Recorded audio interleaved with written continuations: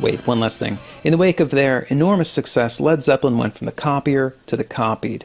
First in the 70s with groups like Aerosmith and Heart and Boston, then during the 80s heavy metal craze, and on into the era of sampling. Here's the beats from When the Levee Breaks, getting sampled and remixed.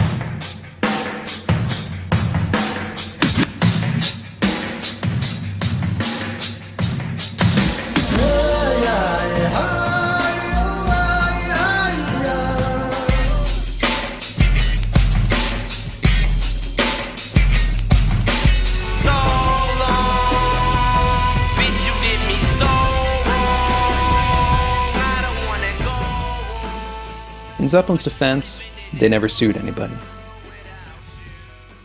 I said hip hop, I hip it to the hip hip hop. You don't stop the rock to the bang bang boogie. Say up jump the boogie to the rhythm of the boogie the beat. Perhaps it's because movies are so massively expensive to make. Perhaps it's because graphic novels, TV shows, video games, books, and the like are such rich sources of material. Or perhaps it's because audiences just prefer the familiar. Whatever the reason, most box office hits rely heavily on existing material. Of the 10 highest grossing films per year from the last 10 years, 74 out of 100 are either sequels or remakes of earlier films or adaptations of comic books, video games, books, and so on. Transforming the old into the new is Hollywood's greatest talent.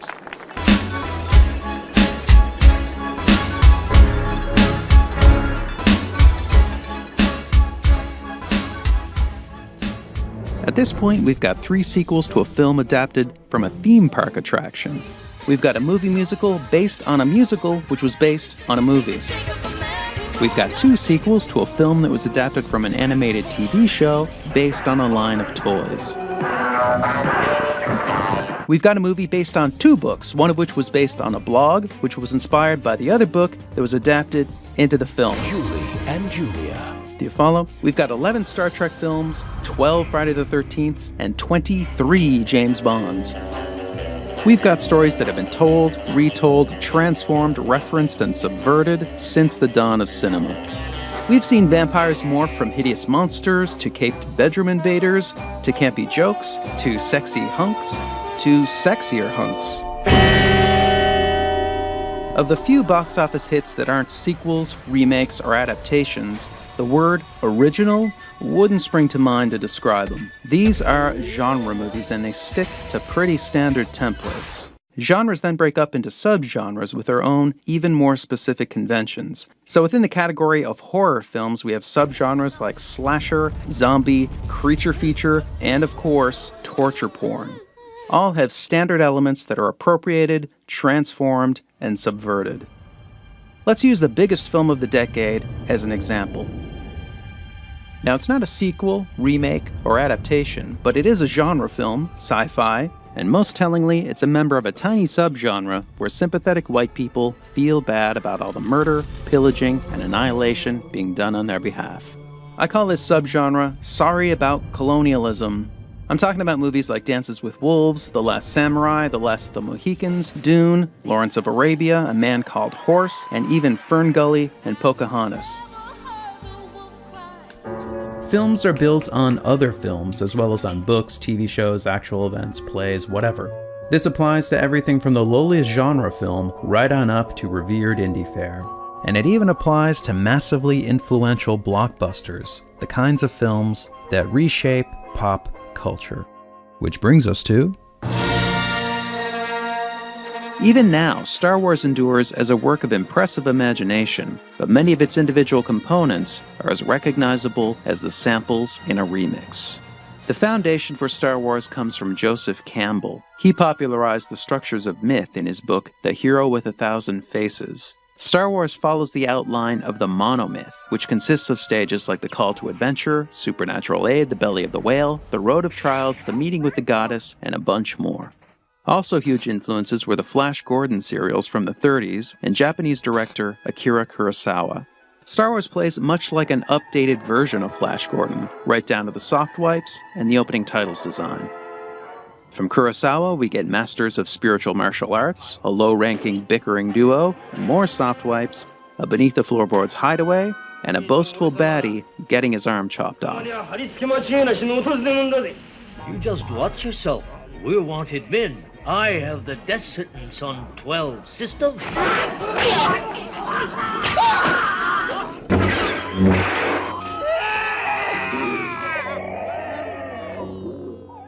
War films and westerns were also huge sources for Star Wars. The scene where Luke discovers his slaughtered family resembles this scene from The Searchers.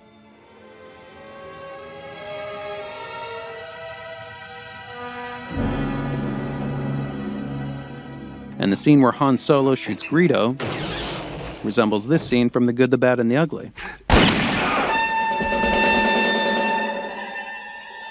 The climactic airstrikes in the Dam Busters, 633 Squadron, and the bridges at Toko-Ri play very similarly to the run on the Death Star. And in many cases, existing shots were even used as templates for Star Wars special effects.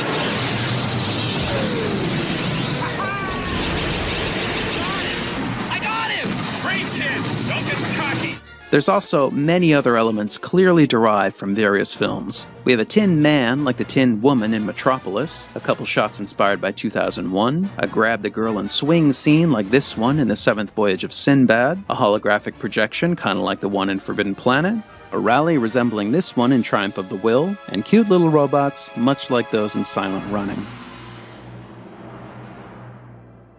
George Lucas collected materials, he combined them, he transformed them. Without the films that preceded it, there could be no Star Wars. Creation requires influence. Everything we make is a remix of existing creations, our lives, and the lives of others. As Isaac Newton once said, we stand on the shoulders of giants, which is what he was doing when he adapted that saying from Bernard de Chartres. In Part 3, we'll further explore this idea and chart the blurry boundary between the original and the unoriginal.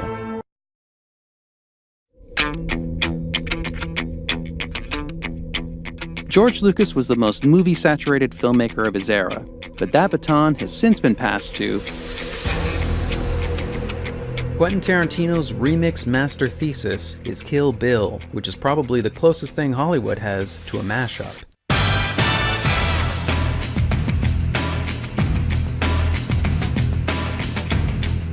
Packed with elements pulled from countless films, Kill Bill raises filmic sampling to new heights of sophistication. The killer nurse scene in particular is almost entirely a recombination of elements from existing films. The basic action is the same as this scene from Black Sunday, where a woman disguised as a nurse attempts to murder a patient with a syringe of red fluid. Daryl Hannah's eye patch is a nod to the lead character in They Call Her One Eye, and the tune she's whistling is taken from the 1968 thriller Twisted Nerve. No, hold inside. Hold tight.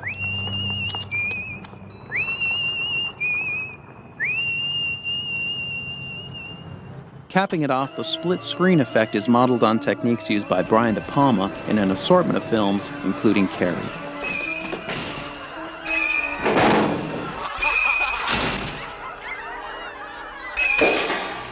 For an extended look at Kill Bill's references, check this out.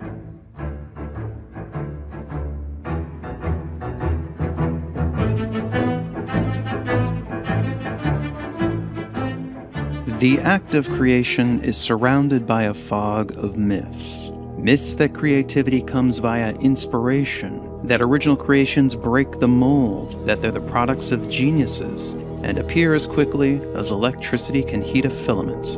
But creativity isn't magic. It happens by applying ordinary tools of thought to existing materials. And the soil from which we grow our creations is something we scorn and misunderstand, even though it gives us so much. And that's copying. Put simply, copying is how we learn. We can't introduce anything new until we're fluent in the language of our domain. And we do that through emulation. For instance, all artists spend their formative years producing derivative work. Bob Dylan's first album contained 11 cover songs. Richard Pryor began his stand-up career doing a not very good imitation of Bill Cosby. And Hunter S. Thompson retyped The Great Gatsby just to get the feel of writing a great novel. nobody starts out original. We need copying to build a foundation of knowledge and understanding. And after that, things can get interesting.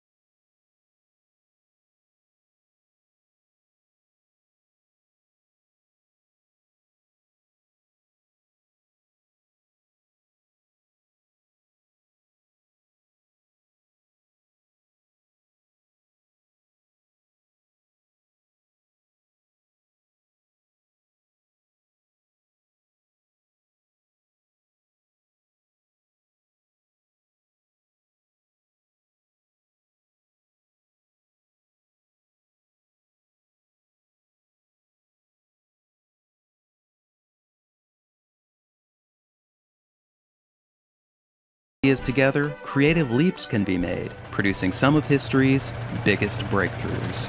Johann Gutenberg's printing press was invented around 1440, but almost all its components had been around for centuries. Henry Ford and the Ford Motor Company didn't invent the assembly line, interchangeable parts, or even the automobile itself, but they combined all these elements in 1908 to produce the first mass-market car, the Model T. And the internet slowly grew over several decades as networks and protocols merged. It finally hit critical mass in 1991 when Tim Berners-Lee added the World Wide Web. These are the basic elements of creativity: copy, transform, and combine. And the perfect illustration of all these at work is the story of the devices we're using right now. So let's travel back to the dawn of the personal computer revolution and look at the company that started it all. Xerox. Xerox invented the modern personal computer in the early 70s. The Alto was a mouse-driven system with a graphical user interface. Bear in mind that a popular personal computer of this era was operated with switches, and if you flipped them in the right order, you got to see blinking lights. The Alto was way ahead of its time. Eventually, Apple got a load of the Alto and later released not one, but two computers with graphical interfaces, the Lisa and its more successful follow-up, the Macintosh. The Alto was never a commercial product, but Xerox did release a system based on it in 1981, the Star 8010. 2 years before the Lisa, 3 years before the Mac. It was the Star and the Alto that served as the foundation for the Macintosh. The Xerox Star used a desktop metaphor with icons for documents and folders. It had a pointer, scroll bars, and pop-up menus. These were huge innovations, and the Mac copied every one of them. But it was the first combination it incorporated that set the Mac on a path towards long-term success. Apple aimed to merge the computer with the household appliance. The Mac was to be a simple device, like a TV or a stereo. This was unlike the Star, which was intended for professional use, and vastly different from the cumbersome command-based systems that dominated the era. The Mac was for the home, and this produced a cascade of transformations. Firstly, Apple removed one of the buttons on the mouse to make its novel pointing device less confusing. Then they added the double click for opening files. The Star used a separate key to open files. The Mac also let you drag icons around and move and resize windows. The Star didn't have drag and drop. You moved and copied files by selecting an icon, pressing a key, then clicking a location. And you resized windows with a menu.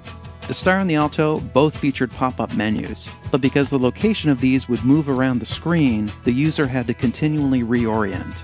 The Mac introduced the menu bar, which stayed in the same place no matter what you were doing.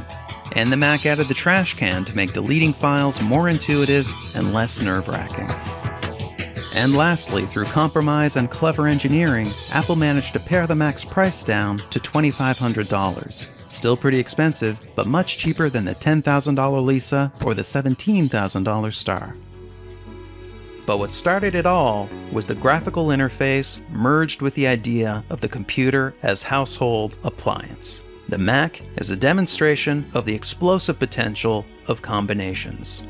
The star and the alto, on the other hand, are the products of years of elite research and development. They're a testament to the slow power of transformation. But of course, they too contain the work of others. The alto and the star are evolutionary branches that lead back to the NLS system, which introduced Windows and the mouse, to Sketchpad, the first interactive drawing application, and even back to the Memex, a concept resembling the modern PC decades before it was possible. The interdependence of our creativity has been obscured by powerful cultural ideas, but technology is now exposing this connectedness. We're struggling legally, ethically, and artistically to deal with these implications, and that's our final episode, Part 4.